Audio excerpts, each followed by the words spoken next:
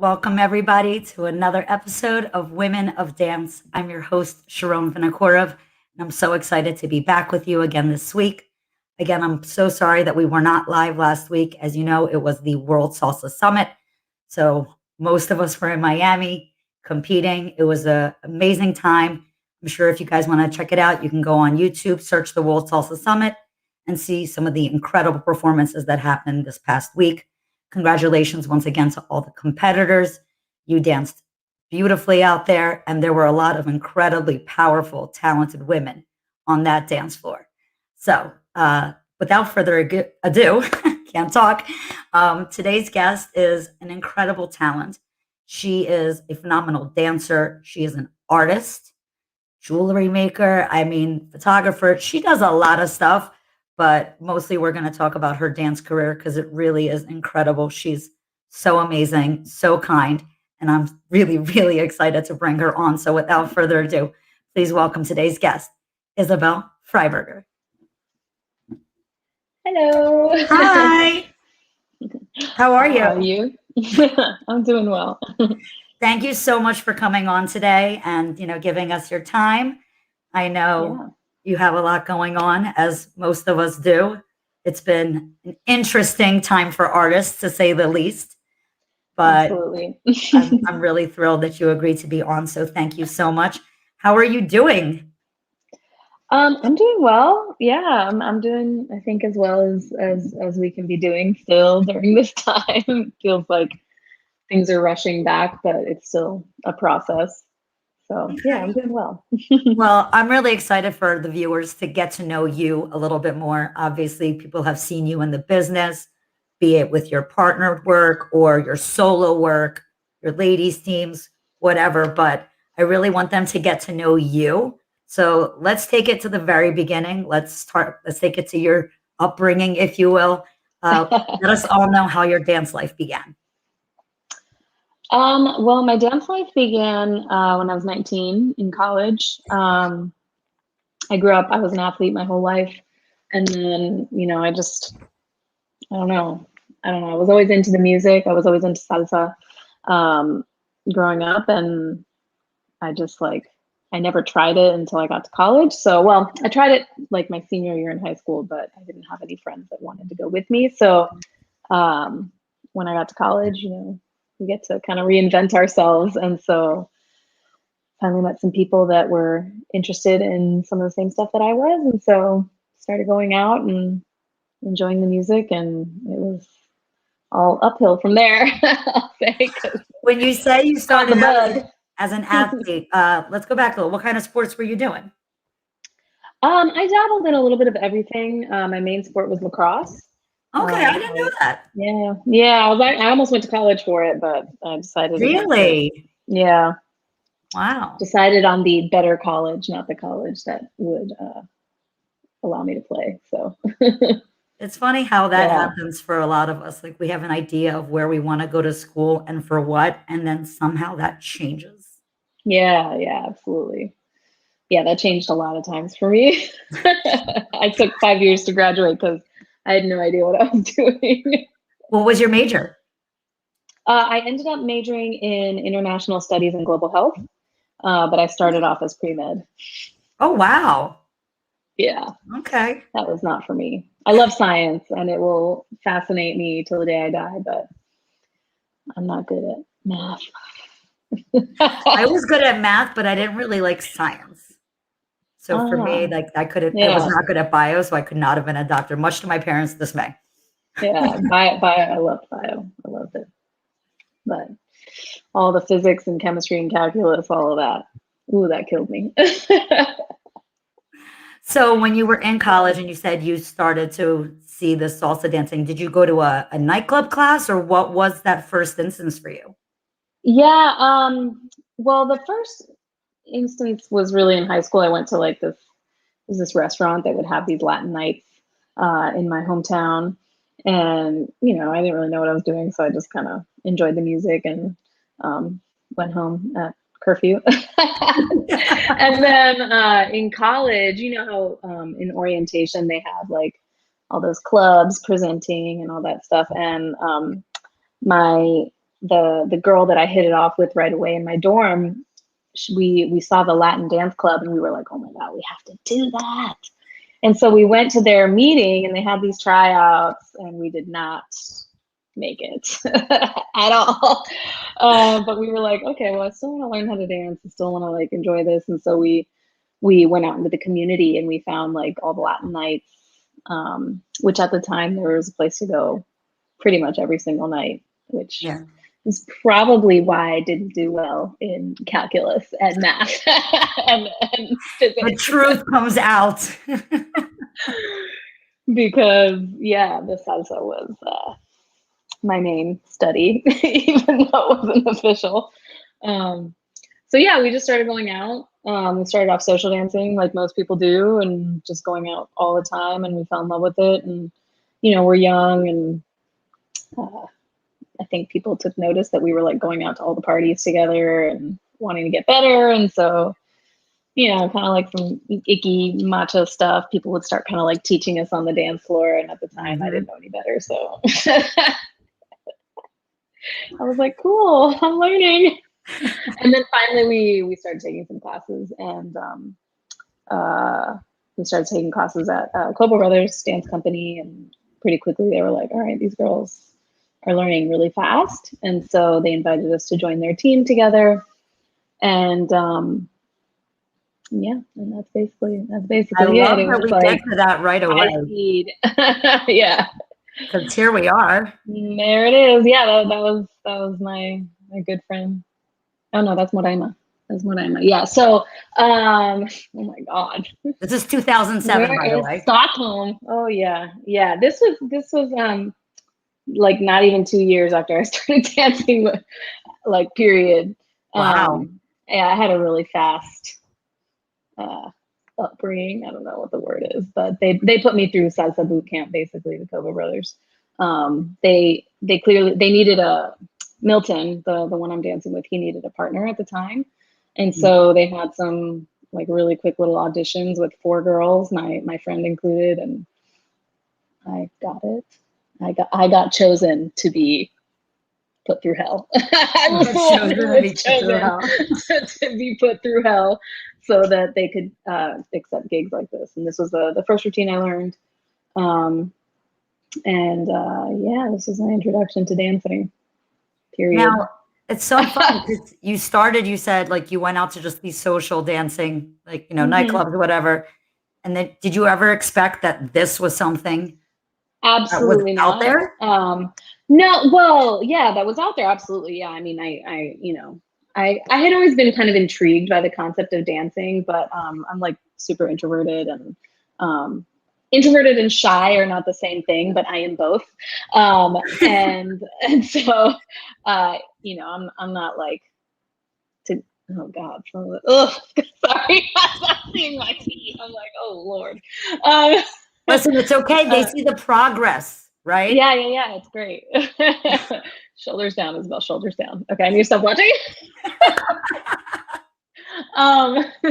So yeah, I was like always super intrigued. I've been an artist my whole life and an athlete my whole life, and so I think the concept of dancing was always super intriguing to me because it's both.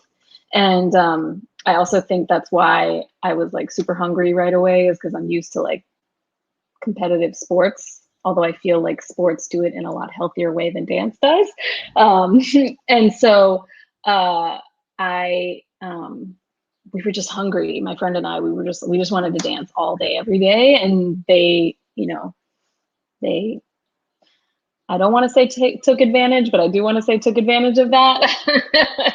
And so, we were just training all the time. And part of seeing the club at school is they were actually a Rueda Casino club at school. Okay. And so that can be like pretty performative as well. Like, even though it's improvisational, it's like, it's very, it's a unit, right? And so I was really attracted to that. I was really attracted to the performance aspect of dance. Because to me, that felt like game day. It felt like, okay, and that right there is why my shoulder is messed up to this day. because I didn't know how to engage my shoulder in that trick. Just gonna point that out there. Really? Yes, I had a chronic injury. It probably started with lacrosse, but oh man, that trick ruined me. I feel like there's always that one trick for all of us that we're like, Yeah. you see it and you feel that pain again. You're just like, I don't remember what that felt like.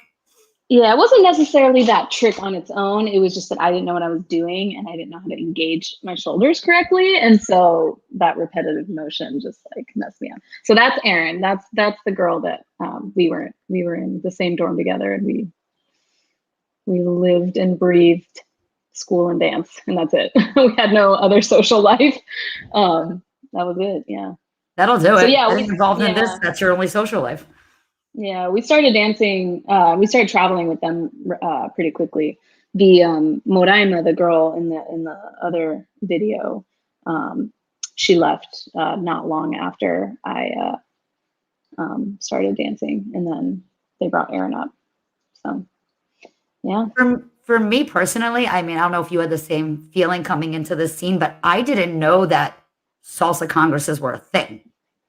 So like, yeah, I didn't know like the community. I didn't understand that this was like a whole world of its own. But I think the concept of like subcultures and communities of of activities that people enjoy isn't a strange concept, right? Because people want to do what they love, and so they make space for that, and they create opportunities, which is pretty cool. So how long did you say that it take before when you joined and when you started traveling with them?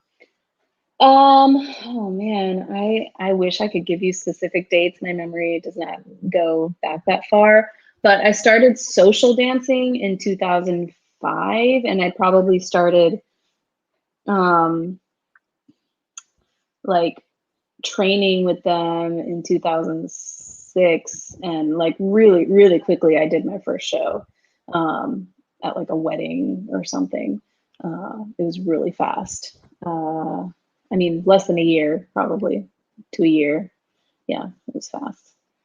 Did you guys always, when you rehearsed with the Cobra Brothers, because it looks like it's always two couples, how did that work? Was it specific partners in practice? Yeah. It was. I started as Milton's partner, and then when Moraima left, I became James's partner, and Erin became Milton's partner, and that's the way it was till the end of time until I left. Yeah. So. And who was in charge of choreography? Who was in charge of costumes? Before I got there, Moraima, it was usually like Moraima, James, and Milton. And then when I got there, it was all of us really. I did this routine was the last one that Moraima had a lot of input in, if I remember correctly, but was when I started doing some choreography too. And then from then on out, it was like mostly me and James, and then Erin and Milton as well, but mostly me and James. Yeah. Your spins are always so on point. Like there were videos that I found of you from social dancing that I really wanted to play, but the quality of it was like a little dark. But just spin. I was like, damn, she's like a dreidel out there, and it's just social dancing. Yeah, people would be like, "Oh, you know how to spin? Great." And I'm like, "Can we just dance?" That's still a thing somehow. Like we need to not normalize. It really is. The second a guy knows you can spin, they just try to take advantage of it on the social dance floor. It's a problem. It's such a problem. God forbid they see that you know how to do tricks. Oh, there's a technique called defensive dancing. We don't allow that to happen on the dance floor. Can you explain defensive dancing for the girls that are watching? Because I know it happens to me, and I have to like try to stop it because they're like, "Oh, she flies." No. Frame. You can't, obviously, if a man is going to pick you up off the ground, you can't do anything about it, but you can hold your frame for dear life and not move your body, and that will hopefully communicate clearly enough that you're not down for that. you know, a lot of like, I'm not really into a lot of like dipping and all of that stuff. If I don't know you, like Mhm. we need to get to know each other first. I need to know that I can trust you. Absolutely. You have to earn my trust. It is not given Said immediately. perfectly, And so, perfectly. you know, and I think that something that we need to talk about also on the social floor is like, you can see me doing a movement with someone else. That doesn't mean that you can do that with me. Yep. So, you know, it's an individual relationship on the dance floor, just like it's an individual relationship in real life, period. Right. So we have to build that trust together. You need to trust me as much as I need to trust you. And so maybe one day you can dip me like a crazy person, but it's not going to be our first dance, most likely. So yeah, that Absolutely. the solid frame and the feet grounded is very important for me. Ladies, Right, pay that's one of the attention to that. When you get that guy that's too excited on the dance floor, mm, listen to Issa's words. yeah, it's like, you know, just it's about connection, and you can feel that, you know. Social dancing is all about connection. Dance is all about connection. You can, you know, if you really pay attention, which you should, because it's communication, just like you would pay attention when someone is speaking words to you, you can pay attention to that connection, and you can feel when someone's uncomfortable. You can feel when someone isn't listening. You can feel when someone just doesn't give a shit about you. And so True. yeah, my alerts go up really, really quickly with someone when I'm dancing. And, you know, while I will give everyone a chance unless I feel unsafe for whatever reason, the moment little alerts start going off, I won't feel bad about leaving you on the dance floor if I don't feel safe. So, yeah, physically, emotionally, sexually, whatever. If I don't feel safe, it's not worth it to me, you know? And so I think that thinking about communication, right? And paying attention to your partner, male, female, lead, follow, whatever. If you're not paying attention to your partner and what they're experiencing in this dance alongside you, then you're not getting the most out of the dancing as you could. So, you know, pay attention to the cues, not just the lead follow cues, but the communication cues in terms of how your partner's Absolutely. feeling, because you might be crossing some lines and that's not good for anybody. So Nope. No, it's not. Tell me about this piece here. yeah, this was one of the pieces that Milton James and I worked a lot on. Aaron too, but yeah, we were in the studio working on that a lot. This was probably the one that we had the most tricks, and this was like really the first time where I was scared. I'm terrified of tricks, which is crazy because I do a lot of them. I was just about to say, you fly almost as much as I do. Like, what do you mean you're terrified of tricks? Yeah, I'm scared of heights. I'm not a gymnast, and so if I any trick where I have to let go is like absolutely terrifying. If there's like airtime, woo. Mm-mm. I I mean, yes, I do it. I still do it. But one thing that I would have really enjoyed is being trained properly for acrobatics earlier on, because the idea was, you know, in Kobo was kind of just like, okay, we have to do tricks because that's what sells, and so we're gonna figure it out, and we did, and we did. I mean, you do what you gotta do, you know? Yeah, Aaron was a gymnast, and so a lot of the tricks that we were figuring out, she kind of had to go through that. It's messed up. It's messed up. She was kind of the guinea pig for a lot of the tricks, and then we would figure it out from there. Because she did have a gymnastics background. She's an incredibly talented individual. This is you and her, just the two of you. Yeah, this was my first solo choreography that I created, and then we did it together. So Very yeah. acrobatic without a partner. Yeah, well, that stuff I always felt like it's. I think I maybe have trust issues because I have to trust someone else with my own body. I'm like, but it's the airtime. It's the whole airtime. You know, handstands and all that kind of stuff. I like that. But I mean, I like acrobatics too. I just, you know, I regret is the wrong word. I don't regret anything, but I wish that I had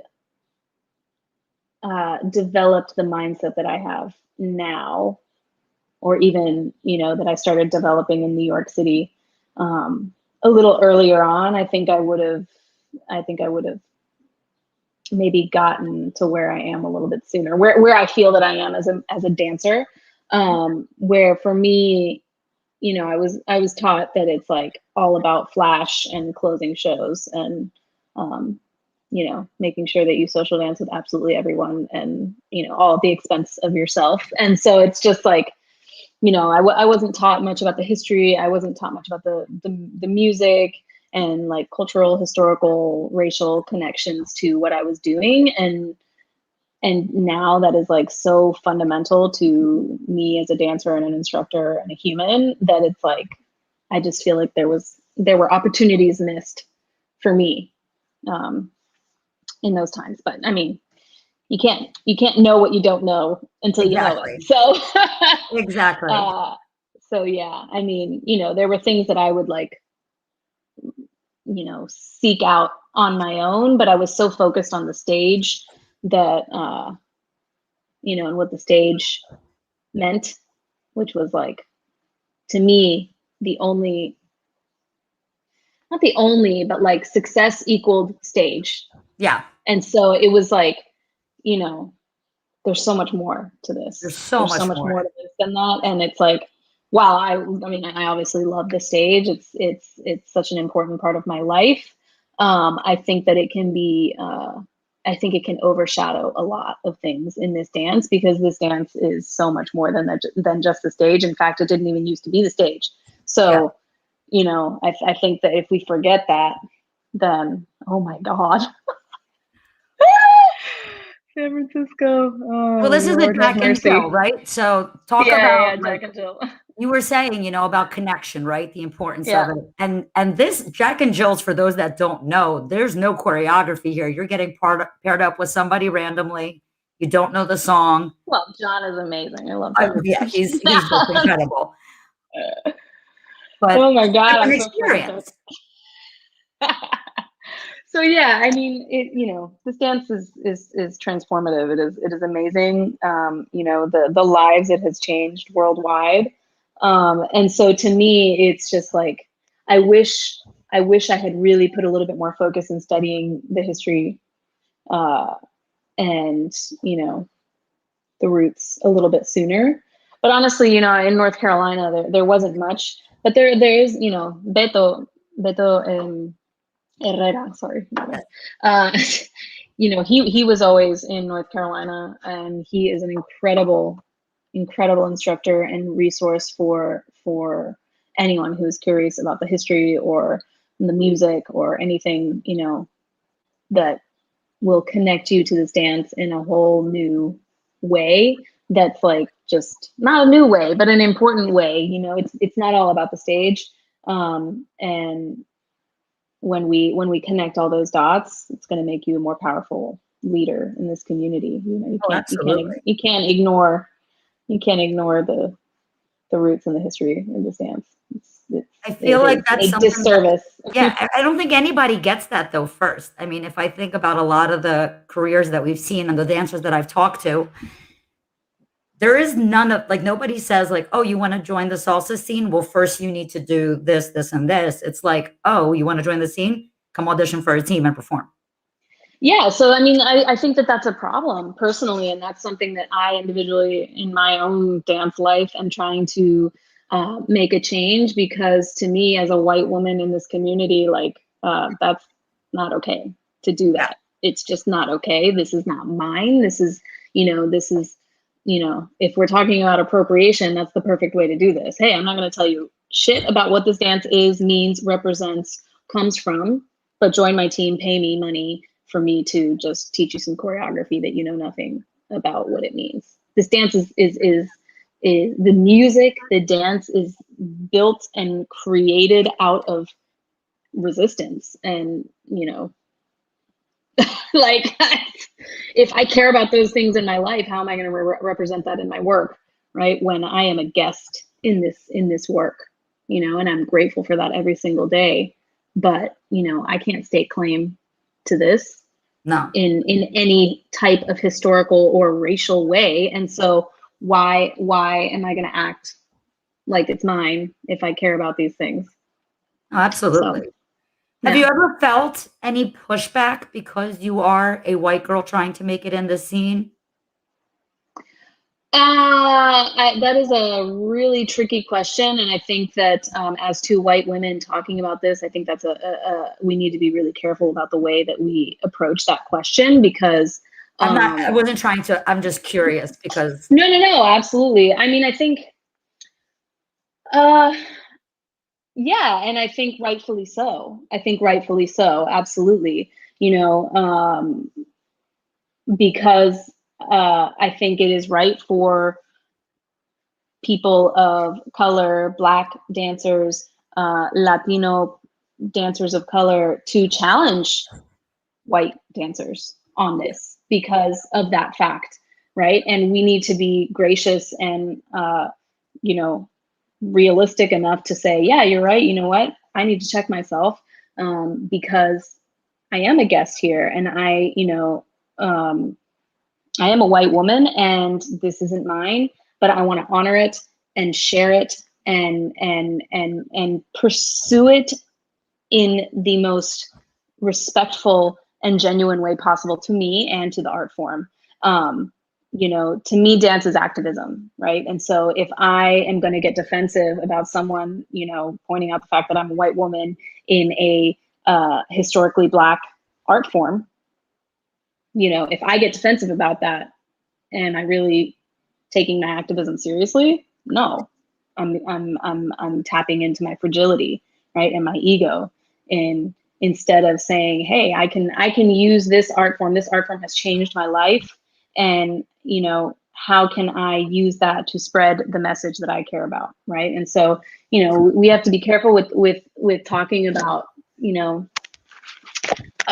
our position here as white people in this community, because it's not about we don't belong. It's not about that. It's about how can we take up space here while also not taking away space from those people who this belongs to, right? People of color. And I think racial conversations in this community have gone kind of untalked about for so long. And in the wake of George Floyd and the uprisings last year, we started having these conversations, and they're really important conversations. And a lot of stuff has come to light where it makes a lot of people feel uncomfortable, because it is an uncomfortable conversation. But if you don't confront that within yourself, then you're really doing yourself a disservice, and you're doing this art form a disservice, and you're doing the history a disservice, because you cannot separate the history of this dance from your Susie Q. You just cannot. So you can deny it all you want, but it's still there. The fact that you aren't, acknowledging it doesn't matter, right? That says more about you and the art form. So yeah, I mean, to me, that's really important. Studying the history, studying Afro-Cuban, and coming at my dancing from this. I'm not saying everyone needs to be an activist, but at the end of the day, like, dance is political. This cultural dance is political, whether you like it or not, because that is where it comes from, right? People, if we're talking about like rumba in Cuba, I mean, look at everything that's happening in Cuba right now, and Black people were persecuted for dancing rumba. I don't know if they still are, probably, in some sense of the word. And so for me, as a white girl from North Carolina, just be like, oh, I get to do rumba, and no, like, let me study it correctly. Let me honor it. Let me, talk about the things that are important and the things that it represents, right? Because that not only makes me a better dancer, it makes me a better human. It connects me more to this music and this history in a way that I can't even describe to you. And it makes it so much more meaningful for me. And again, we're talking about me. These are the things that are important to me. These are the things that matter to me. I hope they matter to a lot of people, because it can be really powerful, a powerful tool for change, right? Mm-hmm. If we just, it's a little bit of consciousness that we can, develop. So yeah, if I get pushback or called out or anything, you know, my goal is to take that as a personal invitation to better myself, right? And acknowledge my privilege and acknowledge, you know, my position in this community and what that means, not just to me, right? What does it mean to, you know, the world? What does it mean to the change that I want to see happen in the world? You know, where am I taking up space that I don't need to take up space? I think about that every single day. Every single day. I That's a don't lot have any to think answers. about. Yeah, I don't have any answers, but you know, it's a start for me. And, you know, I love this dance. I love this art form. I love everything it represents, everything, you know, where it comes from, you know, and I just want to keep learning and growing, not just physically, but I think this was the same socially. event as the last video where you were performing with Jane. Yeah, same event, different year. Different Oh, year. from the other, yeah, no, from same year as the last 2013. video. Yeah, And this is yeah. with Jonathan from Ama Latina. Yep. He is so fun to dance with. So I think that might be the only time I've danced with him. So yeah. Look at you tearing it up. I remember being in an event with you, Niagara Falls. I just couldn't find that video. The Mueve Tres Festival, and they had That was also so a Jack and fun. Jill. And you and Clifton won. Clifton. Oh, I love Clifton. We had so much fun. I love Jack and Jill's because you just get to have fun. You just be funny. This was actually this was the year I had already moved to New York. So this was like, I think, my last gig with Kobo. That's what that was going to be my Even though I next was question still in for New you. York. If Yeah. this event was the last one you did with him. Yeah, I'm like 99% sure. My own memory of my own life is spotty. Well, that's why I pull up these videos to help you remember the course of your career. So you moved to New York, right? You started a new partnership. I did. I started working with Fausto, and yeah, I just I didn't. That's actually in North Carolina. Yes. We got Kobo brought us back. So I really wanted to compete, and I really wanted to just like push myself as a dancer. I wanted a solo career. I wanted to explore, you know, freedom. I was kind of done with the team thing. I wanted to do my own thing. I wanted to, you know, teach my own classes in the way that I wanted to teach them. I wanted to grow, and I felt like in North Carolina, I was done. I was done. Not that I couldn't have kept learning and growing, but I just wanted more. I wanted to take classes with other people. And so, yeah, I contacted Fausto, and he was up for competing. And so made that happen. Was it scary leaving North Carolina and making that trip to New York, leaving the team? Oh, absolutely. Yeah. Leaving the team wasn't scary. Leaving North Carolina was scary because I'd lived there my whole life. And you know, it's not, I was not a city girl. I was from a small town. And so that was like super intimidating and scary, and you know, being a little bit naive. This costume of yours might be one of my favorites because it's so stunning. Like, it looks beautiful on video. It looks beautiful in person. Who designed it? Who made it? Me, yeah. So when I went to I knew New that York, was the answer. I just wanted you to say that for everybody else. I know. So I didn't have money to ask someone to make a costume for me, and I didn't even know anyone that I could ask. And so I was like, let me just, you know, get a bra and underwear and start playing around. And that was the result. That was the first costume I ever made. So that's crazy. That thing is so stunning. And that's the first one you ever made. Thanks. Yeah. I mean, I'm, you know, like I said, I've been an artist my whole life. And so to me, it all goes together: dance, art, painting, sewing, whatever. It's all the same concept of like, what is pretty to me, you know, what looks good, what is challenging visually or conceptually, you know, what, you know.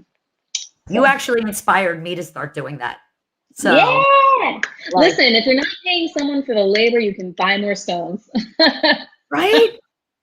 Right? And that's what really makes costume look good. I'm not gonna lie. I mean, no, you have, I mean, you have to have a good base.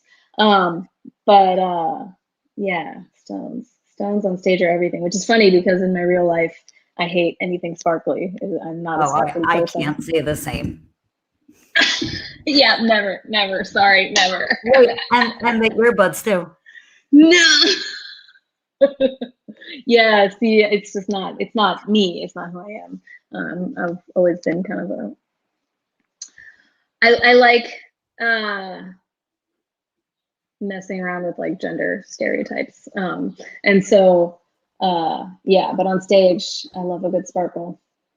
There's Yeah. no such things on as too many rhinestones on a Oh costume. God, we messed this trick up. Yep, there it goes. Oh, bye. Listen, but it happens, you We know, made it like, work. Oh, get back. Ay, Dios.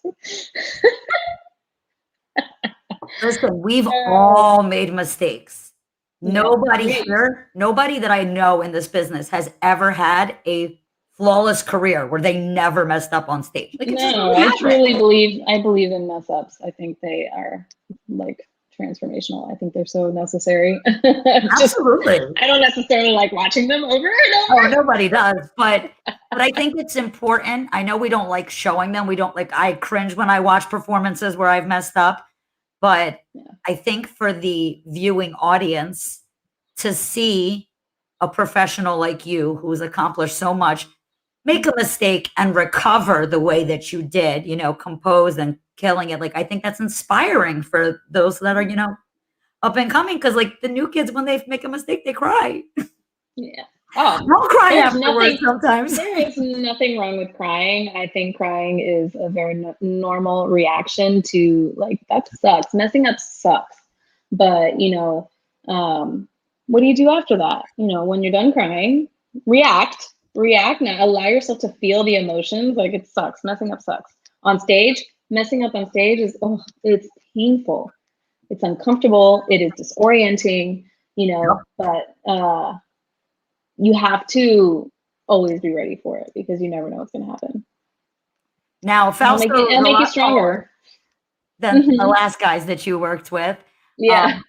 I know personally for me when I'm doing tricks, and you talked about this earlier with the whole like I'm afraid of heights, right? So when I start a trick for the first time, there's a height that I think I'm going to, and then there's the actual height, which is like way higher, where I have that panic moment.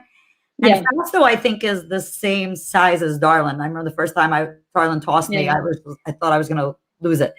Yeah. So how did you adjust to that?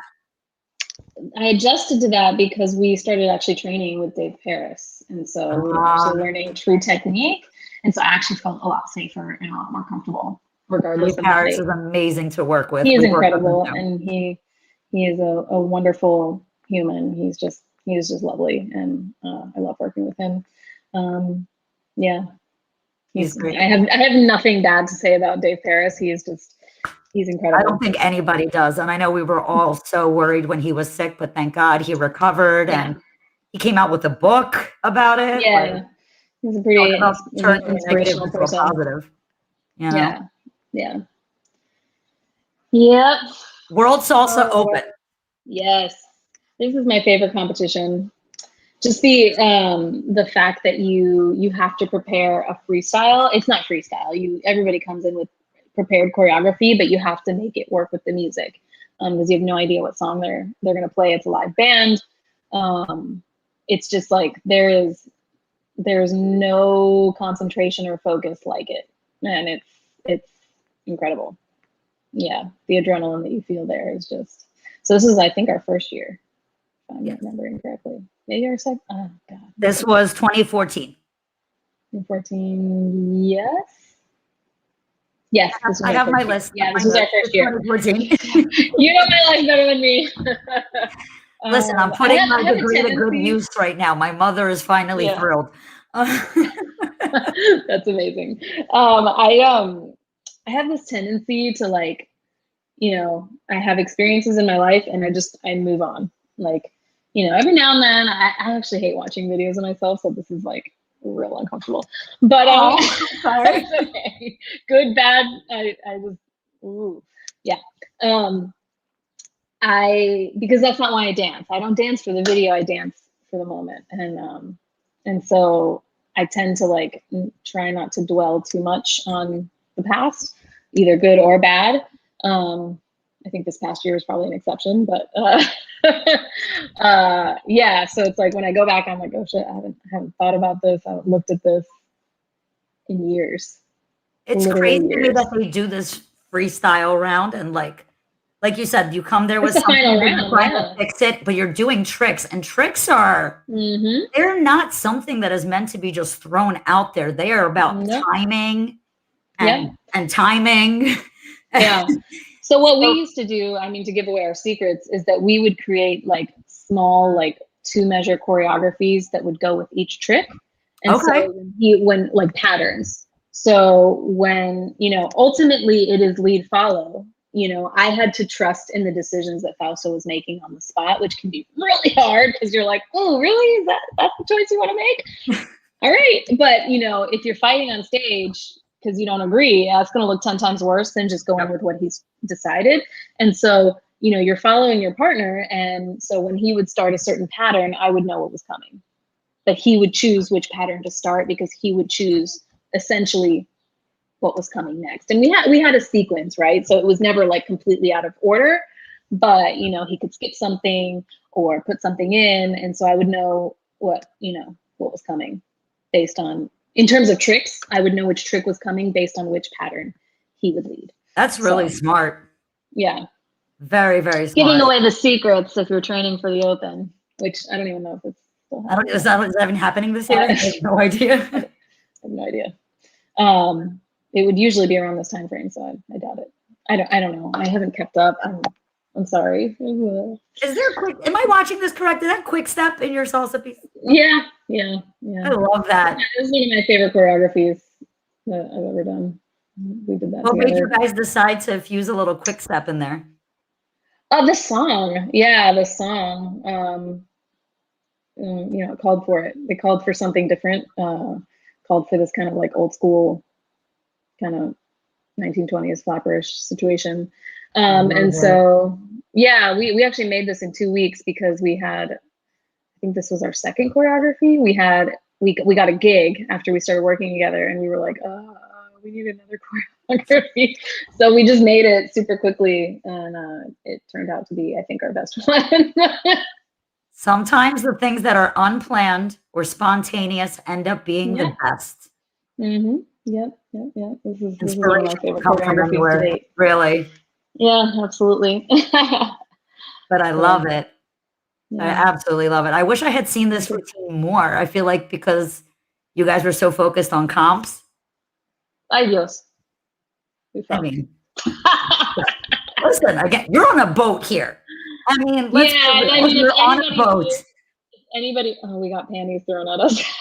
If anybody knows Aventura Dance Cruise, you know that everybody's drunk on that boat. So I'm pretty sure we were not. I mean, I have a rule, you're lifting me off the ground. I don't care if it's a split. You cannot be drunk while you're dancing with me.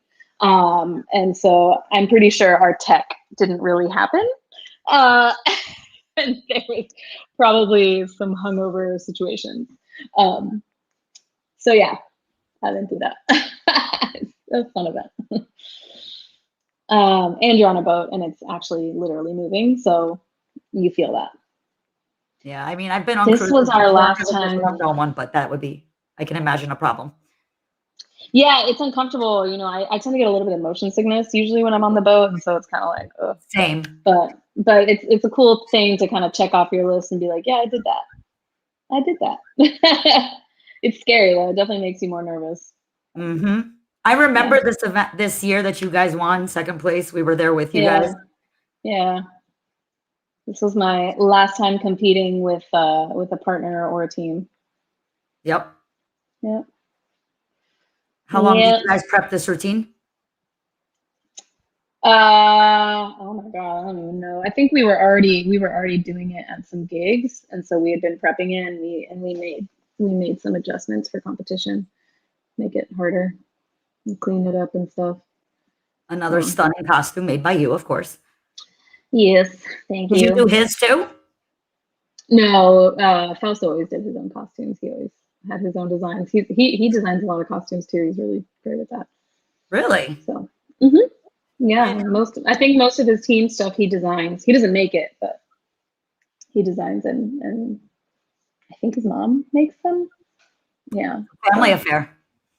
Yeah, I don't think his mom was making them yet while he was still working with me, but he was definitely designing them. So, yeah, he's very talented.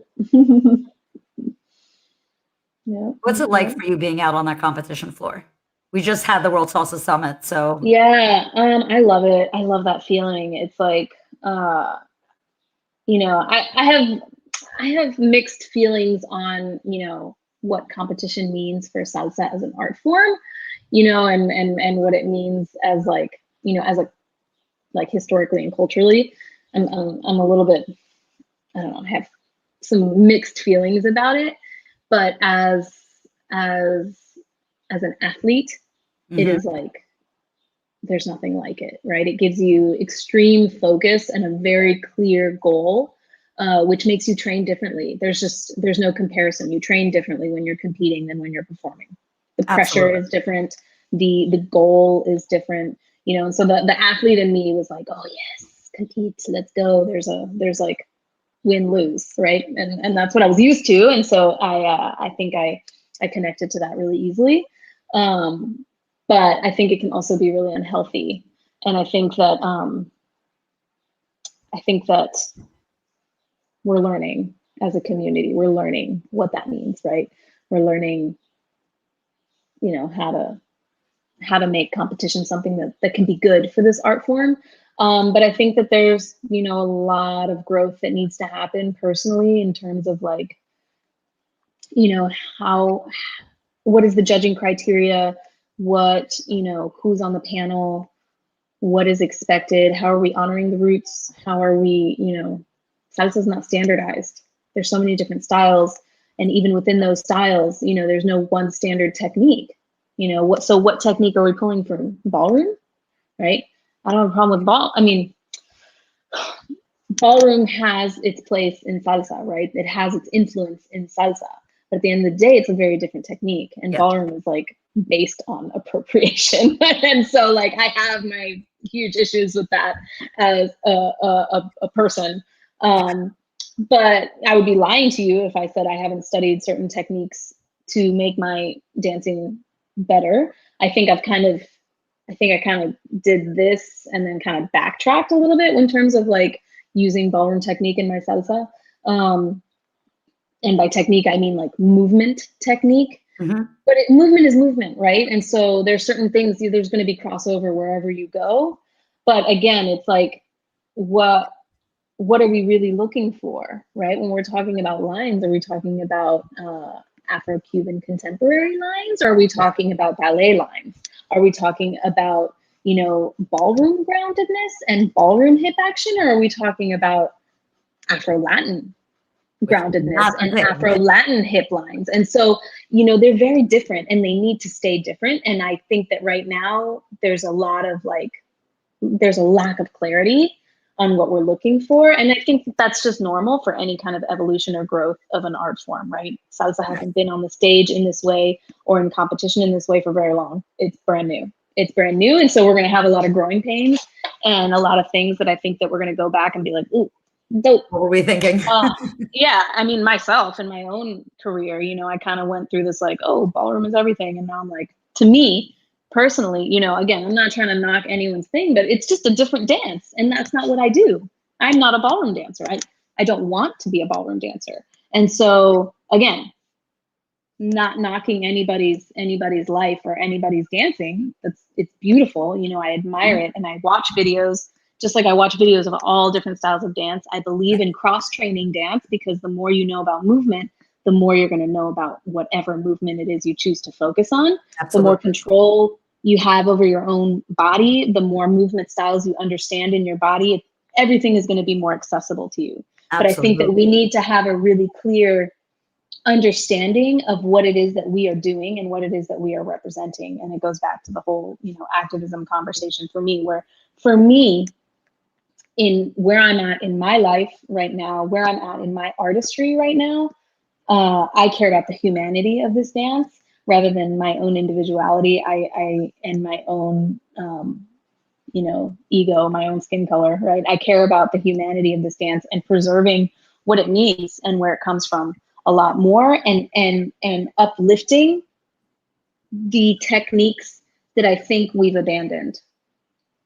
in the past or overshadowed with certain things, and saying one, kind of putting this hierarchy on, basically white-based dance form, that is technique. Whereas it's like, that's not necessarily true. Each dance, whether it's a street dance, a cultural dance, a black-based dance form, that is technical. That is technical. And how do we understand technique? We understand it through a lens of white supremacy. So when we hear the word technique, automatically it's like, oh, either, oh, you're better because you know how to point your toes, or you're better because you know how to do a split. But that's not necessarily the only technique that's out there, right? Mm-hmm. So, I think that we need to kind of deconstruct and unlearn what we think of as technical dancing, because, yeah.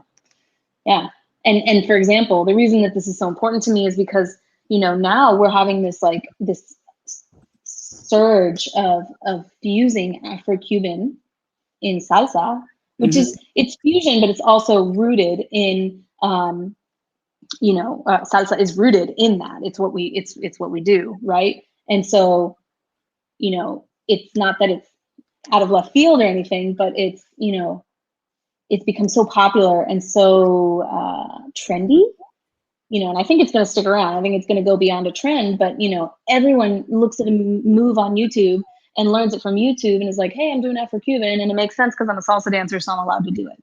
But that's a whole nother world of technique, culture, history, religion,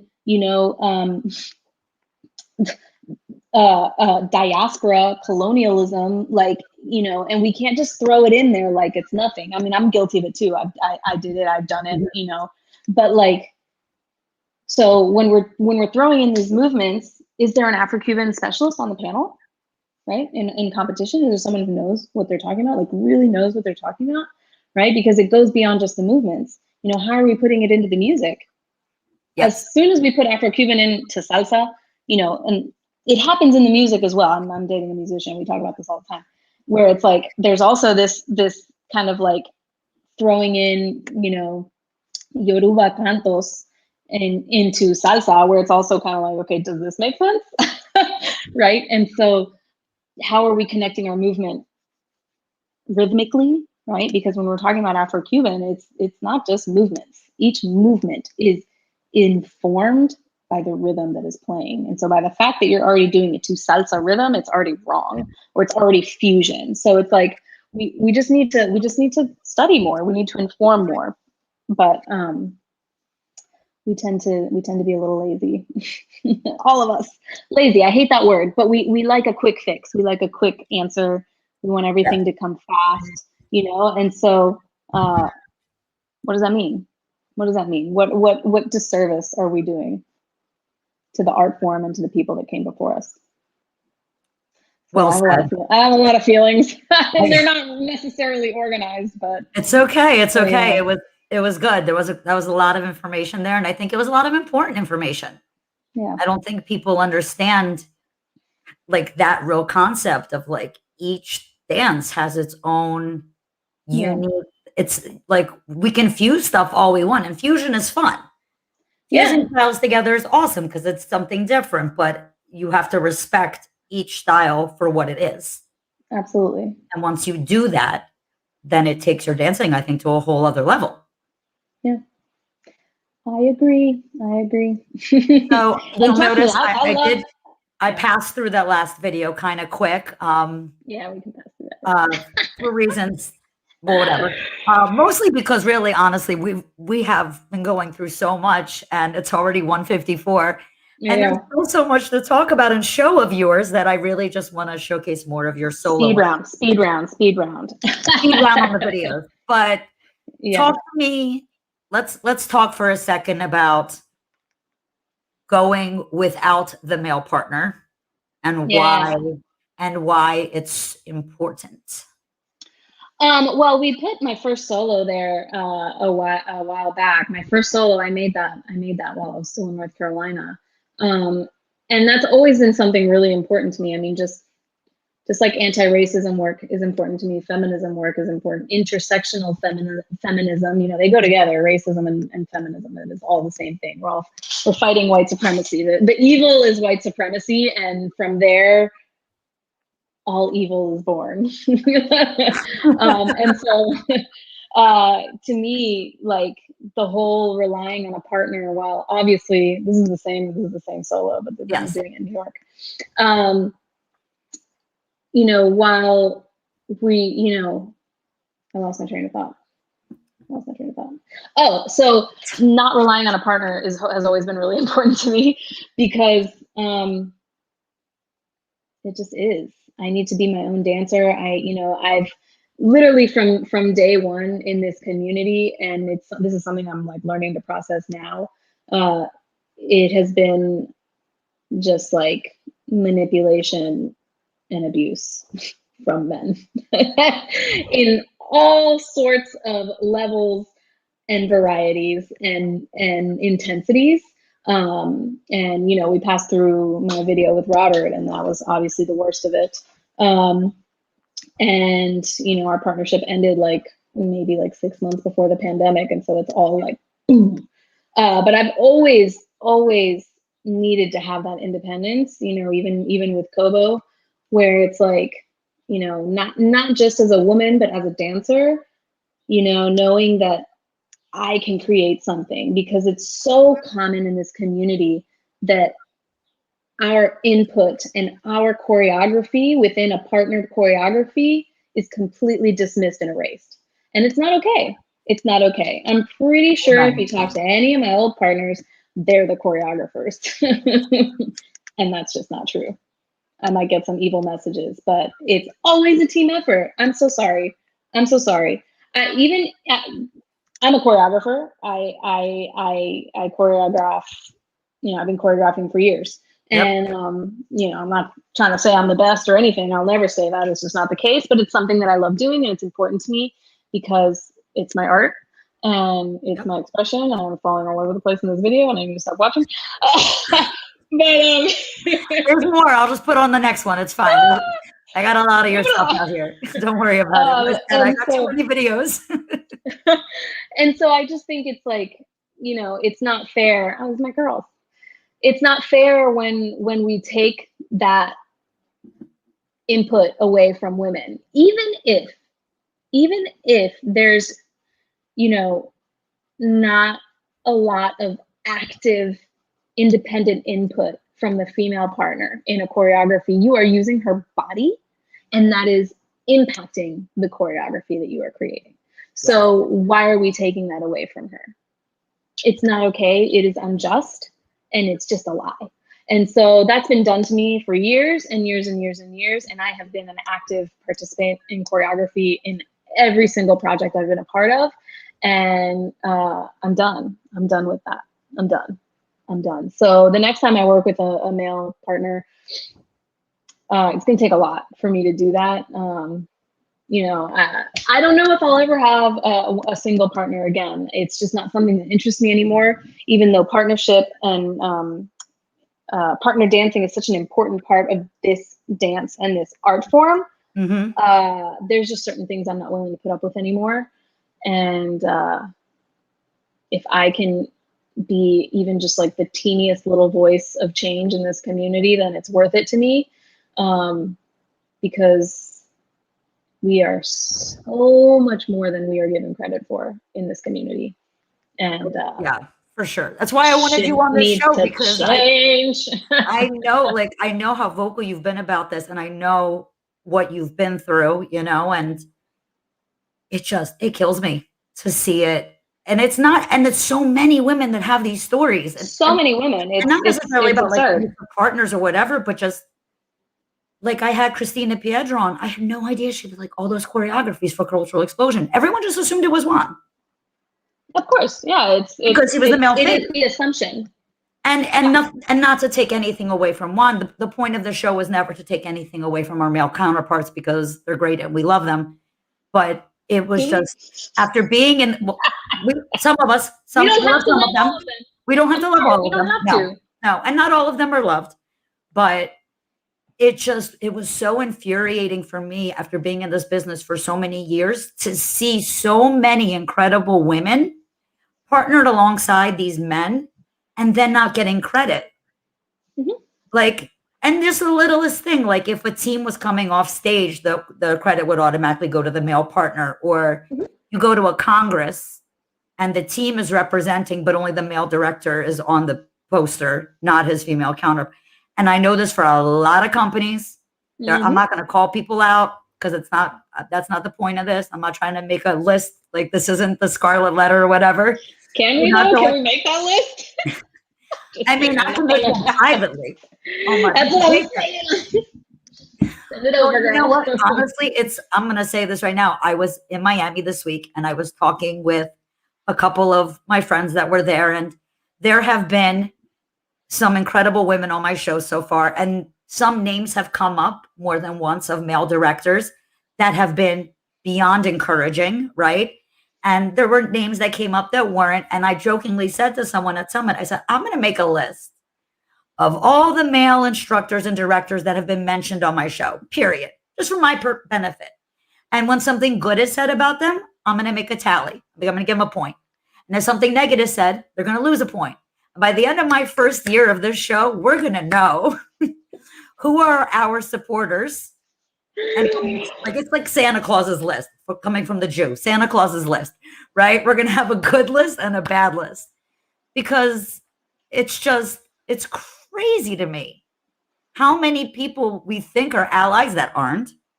Of course, and how many allies there are that don't get the credit for being allies. So I'm thinking that the guys that come up on the good list, I might have them on the show to talk about the relationships of the women that they've worked with. Just be careful because maybe what's said in public might still be fear-based. It might still be fear-based. I'm just saying. Oh no, I know. So some of those good points. Negative list. Don't get me wrong. Yeah. I'm not trying to, and that's not the point. Again, a part of it is in joking, in the sense that I think it'd be funny to make like a good list and a bad list. But I think it is important for the women in this business to know who their allies are. Yeah, absolutely. And I want to give credit to those guys because as I've realized as being in this business, not every male director or male partner is going to be that way. So I'm appreciative of the ones that do. Listen. I mean, maybe I'm super cynical about this, but to me, certainly in my experience, I don't remember feeling safe in this community as a woman, right? It's been normalized to mistreat women, to pit us against each other, especially if we're on the same team, to control our bodies, to just, steal from us, lie from us, steal not only money, but intellectual property, choreography, right? Ideas, name. And it's just so normal that when we start speaking up about it, it's terrifying because we're not used to hearing that. We're used to hearing so much celebration of our male counterparts. And that needs to end because it's just not okay. It can't be okay anymore. And so, we celebrate talent at the expense of the safety of women and Black people, and especially Black women. So we need to change that. Because it's not okay. And I think about the amount of times that I've wanted to leave this community and the amount of times I've wanted to stop dancing, not because of the dancing, not because of the music, not because of what I feel and my connection to this art form, but because of everything that I've endured. And I know if I've endured it, a lot of other people have endured it. And it just has become so normal that we think that we're alone, and that we think, oh, you know, maybe I'm just being dramatic and I need to like just get over it. And that's not the case anymore. It's not the case. And I'm someone who's always been pretty vocal about this kind of stuff. And even so, I've been put in situations where I'm like, oh, wait, no, you know, I'm overreacting, or this is just me. And even so, I've been lied to, I've been stolen from, I've been manipulated, you know, up until, you know, right before the pandemic. So it's just like, we have to make a change. And I'm not sure about the right way to do that, but I know that if we keep challenging all of the systems that keep people oppressed in the world, it's going to make a change in our community, because that's just the way it works, right? And like I said again, it's like a trickle down effect of white supremacy, and we just have to keep fighting. And we can use our dancing to fight that. We can use our voice within our dancing to fight that. We can end our abusive partnerships, as scary as that is. We can call out our abusers, right? And there's still stuff that I'm scared to talk about. You know, I'm not being as vocal as I could be because I don't feel safe talking about some of these things. But I certainly, publicly, meaning. No, of course. If you want to talk to me about something that you're living through, please contact me, and I will do everything that I can to support you to get out of whatever situation that you're in, because your safety is paramount. And safety can be as simple as someone telling you to lose weight. That is unsafe. That is unsafe. Yeah, it's dance, whatever. Fuck that. I'm over it. Oh, you're an acrobat. Listen, up until like a year ago, I was still saying, oh, but you know, I do tricks, so I have to keep losing weight. That is fat phobia and white supremacy. And just because I'm a little bit thicker doesn't mean I can't move my body, and doesn't mean I can't do tricks. So, you know, if your body is capable of doing whatever it is capable of doing, then you figure it out, right? It's ableist. Like we got a lot of work to do in the world, in this community. So I'm here for you. I know that speaking out publicly and getting out of a situation that feels really scary, and that may be even feels good at times. My partnership with Robert was one of the most successful times in my entire career. And it was really hard to separate that from the harm that he was doing to me and to others, and mostly to others. And by doing harm to others, he was doing harm to me as well. And so it was really hard for me to separate that, because at the same time, I'm seeing people praise him like unconditionally and praise our work, right? And that's confusing, you know, and I keep getting paid. People keep hiring us. And I just remember being like, I don't want to get hired anymore. I don't want us to get hired anymore, because I don't know how I'm going to get out of this. And I remember wanting to be injured. Wow. I would dream of getting injured so that I would have a reason to leave the partnership. So if you find yourself in a situation where you start thinking, man, I don't really want to go to rehearsal, but I love dancing, or man, I don't really want to receive any messages from this person, because every time I see this person's name pop up on my phone, my stomach drops. Every time a promoter asks, hey, are you available with your partner or your team or whatever, or every time, you know, he would send me lists of dates, and he'd be like, okay, we're traveling. He wouldn't ask if I was available. Like, you know, we would both, you know, get gigs, but obviously in this community, it's so much more normal for promoters to reach out to men, which also needs to change, and only communicate with men, with the male counterparts. And so he would just send me a list. Which is great. We're getting gigs, but there was no conversation. There was no, do you have any other gigs? And so whenever I would have another gig, oh, it was all hell would break loose. All hell would break loose. And then he would start some other partnership with someone to get back at me. So it's just like, if you feel any of these things, it can be the smallest thing. Maybe you don't even feel comfortable eating in front of this person. Think about it. Think about it and send me a message. Or someone you feel comfortable sending a message to, because it's unsafe. It is unsafe. It doesn't have to end in a bruise or a bloody nose to be unsafe. So And that's not me trying to say, oh, the responsibility is on the victim. But unfortunately, in this society, it kind of is, right? And so we need to find ways to offer support to people who you may not know are feeling unsafe, because it happens really, really often. I think it's great that you're putting it out to there that, like, if anyone needs to talk to you, because it really is so important for women in this business to know they have allies in dealing, like a safe space to go to, because like you said, it's so common. And like, women are just so afraid to speak up and speak out. Like, if a man were to say, this is what I need, nobody bats an eye. It's like, okay, that's what he needs. But when a woman in this business says, this is what I need, it becomes, she's being demanding, or and I can't stand that. Why is it okay for the man to know his worth, but not the woman? Yep. That should never be the case. Absolutely. This was you at What a Vintage, Jalissa's event, right? Yeah.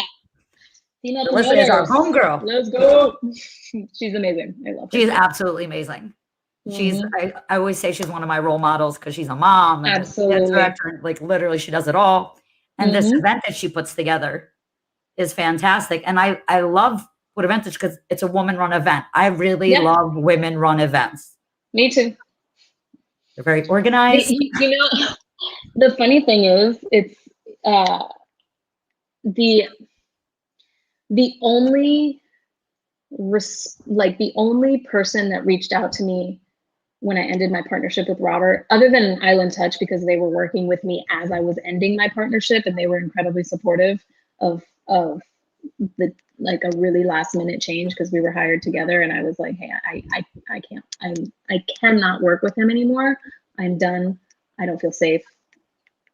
And they worked with me really well with the ending of my partnership. And so they were super supportive. But the only promoter who had worked with me and Robert that reached out to me on her own accord was Carmen from St. Louis. And she reached out to me and she was like, Isabel, I am so sorry that you were going through this and that you were going through this at my events. The only person that reached out to me. That's crazy. A woman, obviously, a Black woman, an incredible leader in her community. And the rest was just radio silence or, oh no, we'll take him instead of you. Oh. Yeah. Thank God I wasn't on camera for that because I almost choked on my coffee. There's a criminal record. It's public record. Like, I'm not talking shit. I'm not talking shit about him. I am speaking facts. So, because gossip is bullshit, right? It doesn't help anybody. But at this point, it is public record. It is public record. And so, I just think it's really interesting to see the community response. And I know that, like, what is a name? What is Isabel Freiberger? What does that mean? I'm not, just because I'm going through it, something doesn't mean the whole community needs to know about it or does know about it. But, like, man, little things like that was so meaningful to me that Carmen reached out to me, because it was like, okay, that means something. Like, she recognizes that, just because I said yes to an event didn't mean that I was okay. So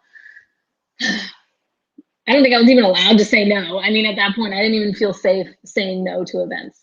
So yeah, believe people. Just believe people. Just believe them. That's like the most simple thing that we can do, is believe people. Victims, absolutely. Survivors, people. Those names, those titles make people uncomfortable. So just believe people when they tell you their experience, period. That's it.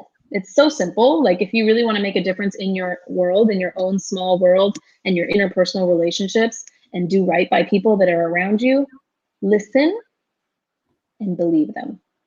Yes. That's it. It's so simple. Oh, we're not talking about dance anymore. We've unpacked so much information. Oh my God, but I love it. I knew you were going to be an amazing guest because you had so much to share. You've been through so much and you've persevered. I know that 2020 was rough. I know that before the pandemic but you are such an amazing talent, right? As a choreographer, as a dancer, as a person. I have no doubt that whatever you decide to do moving forward, you're gonna be successful at. And just know we're all here to support you. Thank you. I got your back, girl. I got your back. You have online classes that you're doing. I shared a couple Yeah. of them. Thank you. Thank you. Do you have anything special coming up you want the viewers to know about? No, no, I'm just trying to rebuild and recreate my life. And, you know, I was like at the top of the world pre-pandemic. I had, I was lead dancer actress in a show here in New York, and Yes, yes. I'm just kind of waiting to kind of get back into that. Carmen, I just moved back. Yeah, it was amazing. It was amazing, and honestly, that show is what gave me the financial freedom and strength to leave my partnership. Wow. So, will it be? So yeah, back? I mean, I'm hoping so. I'm hoping towards the end of the year. We'll see. We'll see. It's not up to me. So, if not that show, I'm going to be working to get something else. So, okay. Well, for those of you that have been watching, we've been scrolling Isa's contact info where you can follow her on Facebook and on Instagram. It's at Isa Freiberger. And then she also has a website, isabelfreiberger.com. And all of her information can be found on there, correct? Yes. Everybody can get in touch with you that way. Before I let you go, one last question. Same thing I ask everybody. If there was one piece of advice you could give to women who want to get into this industry, what would that advice be? Everything I just talked about. Besides everything that you just said over the past hour. No.